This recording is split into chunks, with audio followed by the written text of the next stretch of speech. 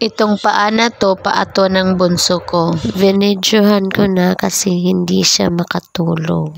Kinikis-kis niya yung paa niya sa kumot dahil siguro sa sobrang kati nito. Tingnan nyo guys, 2 years old pa lang siya, nagkakaroon na siya ng alipunga sa paa. Minsanan lang naman siya lumabas ng bahay, kapag umuulan hindi naman siya lumalabas. Nagtataka nga ako ba't siya nagkaroon nito. Nagmana pa sa akin na sensitive masyado yung skin. Hindi na kasi siya nagsusuot ng diaper, kaya kapag minsan umiihi siya, nalalagyan ng ihi yung paa niya. Isa siguro ito sa mga dahilan kung bakit nagkaganito. Bumili na ako ng ointment para pampahid sa kanya, pantanggal lamang ng kati.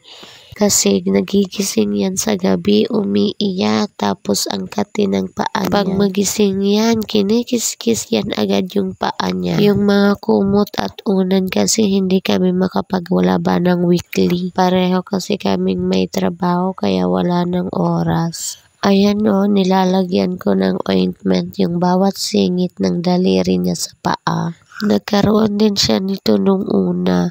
Natanggal na kasi gumamit kami ng sulfur na sabon. Sobrang effective ng sulfur na sabon sa kanya. Ayan sa ilalim ng paa niya, ang daming butil-butil na maliliit. Sa 4 kong mga anak, sa akin talaga nagmana yung klase ng skin na napaka-sensitive talaga. Nung dalaga nga ako noon, hindi ako makapagsuot ng maliit na short kasi yung legs ko, ang daming peklat, ang daming bilog-bilog na parang piso. Hanggang dito na lang po muna. Bye!